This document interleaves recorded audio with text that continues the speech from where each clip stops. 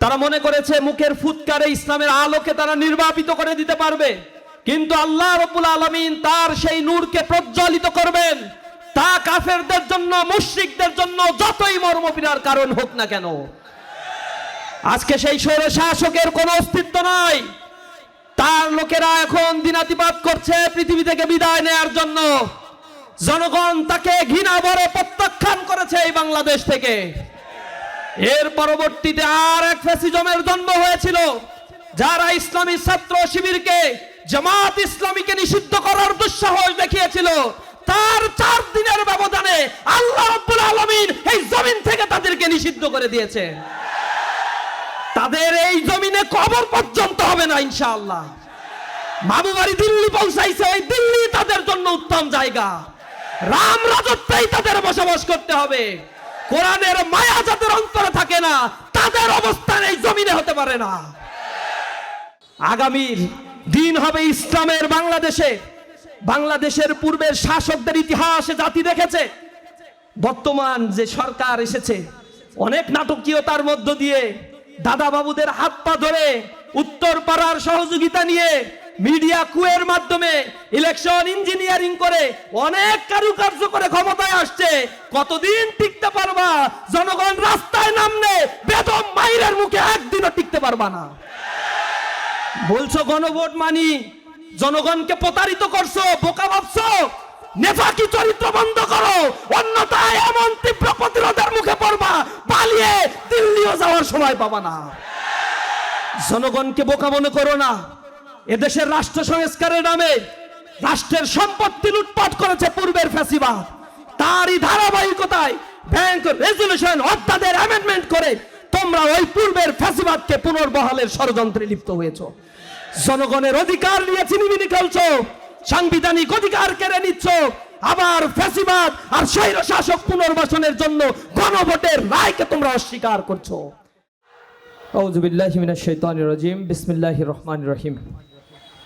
ইন্নাল হামদালিল্লাহ ওয়া সালাতু ওয়াসসালামু আলা মান লা নাবিয়্যা বা'দা ওয়া আলা আলিহি ওয়া আসহাবিহি আজমাইন। রব্বি ইশরাহ লি সাদরি ওয়া ইয়াসসির লি আমরি ওয়াহলুল উকদাতাম মিন লিসানি ইয়াফকাহু কওলি। সমৃদ্ধ বাংলাদেশ গড়ার লক্ষ্যে সৎ, দক্ষ, দেশপ্রেমিক নাগরিক তৈরির অঙ্গীকারবদ্ধ নিরন্তর ছুটে চলা প্রিয় কাফেলা, শহীদি কাফেলা বাংলাদেশ ইসলামী ছাত্র শিবির ঐতিহ্যবাহী চাঁপাই নবাবগঞ্জ শহর শাখার উদ্যোগে আয়োজিত 11ই মে কোরআন দিবস উপলক্ষে আলোচনা সভায় আমাদের মাঝে প্রধান অতিথি হিসেবে উপস্থিত রয়েছেন বাংলাদেশ জামাত ইসলামীর সংগ্রামী সিনিয়র নায়েবে আমির, জাতীয় সংসদের সম্মানিত সদস্য, জননেতা ATM আজহারুল ইসলাম ভাই। উপস্থিত রয়েছেন ইসলামী ছাত্র শিবিরের সাবেক কেন্দ্রীয় সভাপতি, বাংলাদেশ জাতীয় সংসদের সম্মানিত সদস্য, জামাত ইসলামীর সম্মানিত অ্যাসিস্ট্যান্ট সেক্রেটারি, প্রিয় নেতা রফিকুল ইসলাম খান। উপস্থিত ইসলামী ছাত্র শিবিরের সাবেক কেন্দ্রীয় সভাপতি, জাতীয় সংসদ সদস্য, চাঁপাই নবাবগঞ্জের কৃতি সন্তান, জনমানুষের নেতা নুরুল ইসলাম বুলবুল ভাই সহ ইসলামী ছাত্র শিবিরের নেতৃবৃন্দ, জাতির জাগ্রত বিবেক সাংবাদিক বন্ধুগণ, উপস্থিত চাঁপাই নবাবগঞ্জবাসী, আসসালামু আলাইকুম ওয়া রাহমাতুল্লাহি ওয়া বারাকাতুহু। 1985 সালের 11ই মে এই শহরে যে পৈশাচিক নারকীয় হত্যাকাণ্ডের ঘটনা ঘটেছিল, তৎকালীন সময়ের স্বৈর শাসক তার পেটুয়া বাহিনী, তার গুন্ডা বাহিনীর মাধ্যমে বাংলাদেশের ইসলামকে মুছে দেওয়ার জন্য, ইসলামের পক্ষে, কোরআনের পক্ষে যারা আন্দোলন করে তাদের উপরে লাঠিপিটা করার জন্য, তাদের উপরে গুলি চালানোর জন্য যে অনুমোদন দিয়েছিল, তারই ফলশ্রুতিতে সেই সময় অসংখ্য ভাই সারা দেশে আহত হয়েছিল। আন্দোলনের সূত্রপাত হয়েছিল 11ই এপ্রিল থেকে। 11ই এপ্রিলে ঢাকার বাইতুল মোকাররমে যখন মিছিল নেওয়া হয়েছিল, সেখানে বাধা সৃষ্টি করা হয়েছিল। সারা দেশের মিছিলেও ক্রমান্বয়ে বাধার সম্মুখীন হয়েছিল আমাদের ভাইয়েরা। চাঁপাই নবাবগঞ্জে ছাত্র জনতার সাথে যখন পুলিশ অসৌজন্যমূলক আচরণ করেছিল, তৎকালীন সময়ের ঘটনা আপনাদের জানা আছে। শুধুমাত্র দোয়া করার অনুমতি চাওয়া হয়েছিল, এই মানুষরূপী অমানুষেরা সেই অনুমতিটুকু সেদিন দেয় নাই। নির্বিচারে হত্যার খেলায়, পাশবিক খেলায় তারা মেতে উঠেছিল। তারা মনে করেছিল এর মধ্য দিয়ে ইসলামী শক্তিকে তারা দমন করতে পারবে। ইউরিদুনা লিউতফিউ নূরাল্লাহি বিআফওয়াহিহিম ওয়াল্লাহু মুতিম্মু নূরিহি ওয়ালাউ কারিহাল মুশরিকুন। তারা মনে করেছে মুখের ফুৎকারে ইসলামের আলোকে তারা নির্বাপিত করে দিতে পারবে, কিন্তু আল্লাহ রাব্বুল আলামিন তার সেই নূরকে প্রজ্বলিত করবেন, তা কাফেরদের জন্য, মুশরিকদের জন্য যতই মর্মপীড়ার কারণ হোক না কেন। আজকে সেই স্বৈর শাসকের কোনো অস্তিত্ব নাই। তার লোকেরা এখন দিনাতিপাত করছে পৃথিবী থেকে বিদায় নেয়ার জন্য। জনগণ তাকে ঘৃণা ভরে প্রত্যাখ্যান করেছে এই বাংলাদেশ থেকে। এর পরবর্তীতে আর এক ফ্যাসিজমের জন্ম হয়েছিল, যারা ইসলামী ছাত্র শিবিরকে, জামাত ইসলামীকে নিষিদ্ধ করার দুঃসাহস দেখিয়েছিল। তার 4 দিনের ব্যবধানে আল্লাহ রাব্বুল আলামিন এই জমিন থেকে তাদেরকে নিষিদ্ধ করে দিয়েছে। তাদের এই জমিনে কবর পর্যন্ত হবে না ইনশাআল্লাহ। মামুবাড়ি দিল্লি পৌঁছাইছে, এই দিল্লি তাদের জন্য উত্তম জায়গা। রাম রাজত্বেই তাদের বসবাস করতে হবে। কোরআনের মায়া যাদের অন্তরে থাকে না, তাদের অবস্থান এই জমিনে হতে পারে না। এই জমিনকে নিয়ে যারা তালবাহানা করেছে তাদের জানা উচিত, এই জমিন শাহজালাল, শাহ মখদুম, শাহ পরান, শাহ ওয়ালিউল্লাহ দেহলভী, শহীদ তিতুমিরের এই জমিন। এই জমিনে কোরআনের আন্দোলন করে এই জমিনকে তারা কলুষতা মুক্ত করেছিল। আল্লাহ রাব্বুল আলামিন কোরআন শরীফের ভিতরে ঘোষণা দিয়েছেন, হাল আতাকা হাদিসুল জুনুদ ফিরআউন ওয়া সামুদ বালিল্লাযীনা কাফারু ফি তাকযীব ওয়াল্লাহু মিন ওয়ারাইহিম মুহিত বাল হুয়া কুরআনুম মাজিদ ফি লাউহিম মাহফুজ। হাল আতাকা হাদিসুল জুনুদ, তোমাদের কাছে কি ওই সেনাবাহিনীর খবর পৌঁছেছে? আল্লাহ আপনাদেরকে ডেকে ডেকে বলছেন, তোমাদের কাছে কি ওই সেনাবাহিনীর খবর পৌঁছেছে?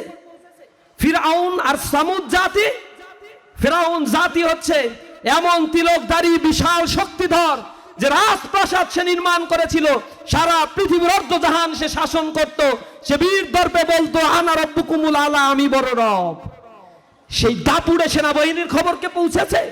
তোমাদের কাছে কি সামুদ বাহিনীর খবর পৌঁছেছে?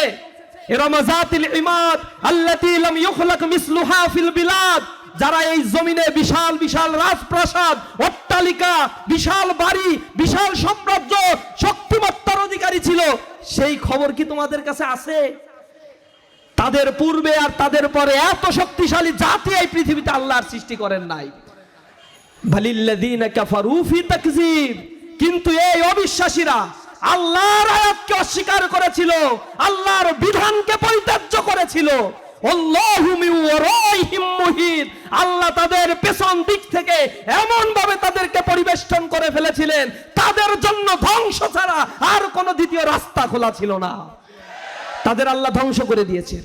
আল্লাহ বলছেন বাল হুয়া কুরআনুম মাজিদ, এটাই হচ্ছে সেই মহামহিমান্বিত কোরআন ফি লাউহিম মাহফুজ, যা আল্লাহ রাব্বুল আলামিন সংরক্ষণ করে রেখেছে লাউহে মাহফুজে। আল্লাহ বলছেন ইন্না নাহনু নাযালনা যিকরা ওয়া ইন্না লাহু লাহাফিজুন, আমি এই জিকিরকে নাজিল করেছি, আর এই জিকিরকে পৃথিবীর বুক থেকে নিঃশেষ করার, মুছে দেওয়ার কোনো তাগুতি শক্তি নাই। এর হেফাজতের দায়িত্ব স্বয়ং আল্লাহ আমি নিজেই গ্রহণ করে নিলাম। কোরআন সৃষ্টি থেকে একেবারে পৃথিবীর সমাপ্তি অবধি এই পৃথিবীতে কোরআনের একটি অক্ষর কেউ নতুন ভাবে লিখতেও পারবে না, কোরআনের একটি অক্ষর কেউ বাতিল করার ক্ষমতা রাখে না। এই চ্যালেঞ্জ যখন ফেরাউন করেছিল, তাকে সেই চ্যালেঞ্জ নিতে হয়েছিল। এই চ্যালেঞ্জ রাসূলের যুগে আবু জেহেল করেছিল, আবু লাহাব করেছিল, উতবা শাইবা করেছিল, তারা ধ্বংস হয়ে গিয়েছে। রাসূলকে তারা বলেছিল যে তোমরা যে কাজগুলো করতেছো এগুলো তো আমাদের কবিরাও রচনা করতে পারে। আল্লাহ রাব্বুল আলামিন তখন কোরআন শরীফের ভিতরে বলেছিল, এই কোরআনকে তোমরা কবির বাণী বলছো, তাহলে ফাতু বিসূরাতিম মিন মিসলিহি ওয়াদউ শুহাদাকুম মিন দুনিল্লাহ, তোমরা তাহলে এরকম আরো কোনো আয়াত থাকলে বানাই নিয়ে আসো তো। তোমরা তোমাদের যত শারিদ আছে অথবা কবি আছে, তোমাদের যত সাহিত্যিক আছে, সবাইকে নিয়ে আসো, সারা পৃথিবীর সকল শক্তিকে নিয়ে আসো, তবে আল্লাহর সাহায্যের দিকে তোমরা তাকিয়ে থাকবা না। পারো কিনা দেখি। আল্লাহ রাব্বুল আলামিন বলেছেন ইন্না আতাইনাকাল কাউসার, এর পরের আয়াতটা বানায় নিয়ে আসো পারলে। তারা সব কবিদের ডাকছে, সবাই একসাথে মজমা বসায়, মাথা থেকে কিছু বের হয় না, শেষমেশ একটা বানায় দিছে ইন্না আতাইনাকাল কাউসার লাইসা হাযা মিন কালামিল বাশার। আল্লাহর পক্ষ থেকে এটা সুসংবাদ ছাড়া তো আর কিছুই না। এইটা শুনে তো তাদের গেছে মাথা খারাপ হয়ে, তোরে কি এই জন্য আমি ডেকে নিয়ে আসছি? তুই এমন কিছু বানা যাতে ওরা অপমানিত হয়, বলে জবান থেকে কিছু বের হয় না, মাথায়ও কিছু ধরে না। আল্লাহ বলছেন এই কোরআন হচ্ছে সেই পানি। আল্লাহ পরে আয়াত নাজিল করছেন রাসূলের কাছে, ফাইন লাম তাফআল ওয়া লান তাফআল ফাত্তাকুন নার আল্লাতী উকুদুহান নাস ওয়াল হিজারা। তারা পারবে না, আর এটা তাদের জন্য কঠিন কালেও পারা সম্ভব না। আর তারা জেনে রাখুক, এই কোরআনের বিরুদ্ধে তারা অবস্থান নিয়েছে, তাদের অবস্থান ইন্ধন, তাদের জ্বালানি হবে মানুষ এবং পাথর হবে। এই কিয়ামতের ময়দানে আল্লাহ তাদেরকে জ্বালানি হিসেবে প্রস্তুত করে রেখেছে। সুতরাং আজও যারা কোরআন নিয়ে ষড়যন্ত্র করে, তাদের দশা হবে পূর্বতনদের মতো, যারা চেয়েছিল এই জমিনকে জামাত ইসলামী শূন্য করে দেওয়ার জন্য। বলছিল নেতাকর্মীকে ফাঁসি দিয়ে এরপরে এদেরকে নেতৃত্ব শূন্য করব। আমাদের একে একে নেতাকর্মীকে ফাঁসি দেওয়া হয়েছে। মাওলানা মতিউর রহমান নিজামী রহিমাহুল্লাহ, আজকে তার শাহাদাত বার্ষিকী। মীর কাসেম আলী মিন্টু ভাই, বাংলাদেশ জামাত ইসলামীর প্রথম কেন্দ্রীয়, বাংলাদেশ ইসলামী ছাত্র শিবিরের প্রথম কেন্দ্রীয় সভাপতি। কামারুজ্জামান ভাই দ্বিতীয় কেন্দ্রীয় সভাপতি। কাদের মোল্লা ভাইয়ের মতো একজন পথিতযশা জ্ঞানী রাজনীতিবিদকে তারা ফাঁসির কাস্টে ঝুলিয়েছে। তারা মনে করেছে জামাত ইসলামীর প্রথম সারির এই নেতাদেরকে যদি ফাঁসি দেয়া যায়, বড় বড় নেতৃত্বকে, ইসলামী স্কলারকে শেষ করার জন্য তারা ধরেছিল একে এম ইউসুফ সাহেবকে, তারা ধরেছিল আল্লামা দেলোয়ার হোসাইন সাইদিকে। তারা মনে করেছিল এদেরকে যদি শেষ করে দেই তাহলে এই জমিনে তাদের কথা বলার আর কেউ থাকবে না। 18টা আসন পাইছে, এরপরে তাদের তো নির্বাচন করার মতোই আর কোনো নেতা আমরা রাখবো না। পারছে তারা?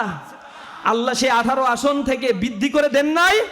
এই জমিনে আমাদেরকে যারা দুর্বল করতে চেয়েছিল, আল্লাহ সূরা কাসাসের মধ্যে বলেছেন আমি তাদেরকে এই জমিনেই ক্ষমতায়িত করতে চাই। আল্লাহ কোরআন শরীফের ভিতর বলছেন ওয়ানামুন্না আলাল্লাযীনা ইসতুদঈফু ফিল আরদ।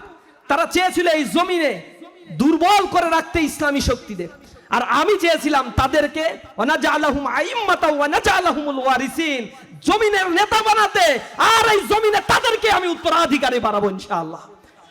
আগামীর দিন হবে ইসলামের বাংলাদেশে। বাংলাদেশের পূর্বের শাসকদের ইতিহাসে জাতি দেখেছে, বর্তমান যে সরকার এসেছে অনেক নাটকীয়তার মধ্য দিয়ে দাদা বাবুদের হাত পা ধরে উত্তর পাড়ার সহযোগিতা নিয়ে মিডিয়া কুয়ের মাধ্যমে ইলেকশন ইঞ্জিনিয়ারিং করে অনেক কারুকার্য করে ক্ষমতায় আসছে। কতদিন টিকতে পারবা? জনগণ রাস্তায় নামলে বেদম মাইরের মুখে একদিনও টিকতে পারবা না। বলছো গণভোট মানি, জনগণকে প্রতারিত করছো, বোকা ভাবছো। নেফাকি চরিত্র বন্ধ করো, অন্যথায় এমন তীব্র প্রতিরোধের মুখে পড়বা, পালিয়ে দিল্লিও যাওয়ার সময় পাবা না। জনগণকে বোকা মনে করো না। এদেশের রাষ্ট্র সংস্কারের নামে রাষ্ট্রের সম্পত্তি লুটপাট করেছে পূর্বের ফ্যাসিবাদ।